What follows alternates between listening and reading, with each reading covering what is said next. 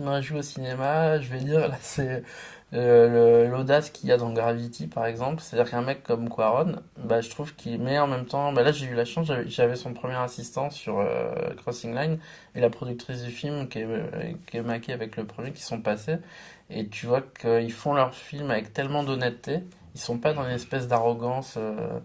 De posture, comme il y a souvent. Ils sont vraiment dans une vraie démarche artistique, honnête, de faire leur travail, en fait. De proposer quelque chose d'atypique, de vouloir aller chercher quelque chose qu'on n'a jamais vu avant. Ils veulent faire du jamais vu avant.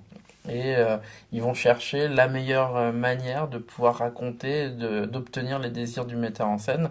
Et quand tu vois tout le behind the scene de Gravity que j'ai pu voir sur son ordinateur, tu pètes un câble sur la méthode. C'est-à-dire, tu te dis, mais jamais chez nous, si je demande ça, on va me prendre pour un fou, on va me dire, ouais, en fait, je pense qu'il faut pas faire le film avec lui, parce qu'il est pas réaliste sur sa manière de travailler.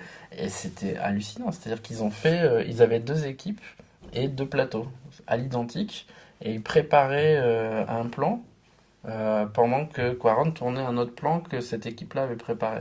Et en fait, ils avaient tout fait en animatique en avance. Mais au mouvement près, tu vois, vraiment, tout était chorégraphié. Enfin, il n'y avait pas marionnettiste qui manœuvrait les acteurs pour pouvoir simuler la pesanteur.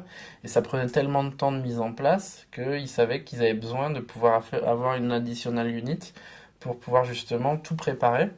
Parce que préparer un plan, ça prenait entre une journée voire 2 jours.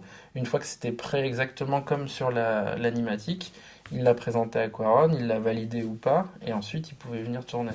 Mais et c'était fait avec des cascadeurs, des danses. Enfin, c'est un travail titanesque. Donc forcément, le budget, il explose parce qu'en fait, t'as deux équipes, c'est comme si tu tournais deux films.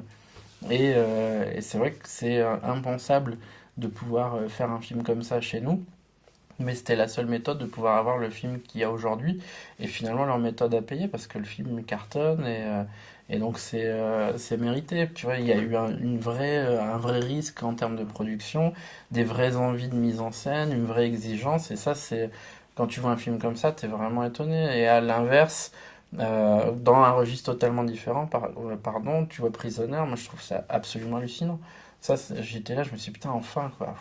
Tu vois, tu t'attends à des thrillers moins formatés, et là, d'un coup, on te propose quelque chose de pareil, des acteurs hallucinants, l'histoire qui est vraiment complexe. Enfin, tu sens qu'il y a une vraie recherche dans l'écriture scénaristique.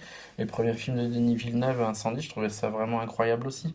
Ça, c'est les choses qui me surprennent et que j'ai envie de voir plus souvent.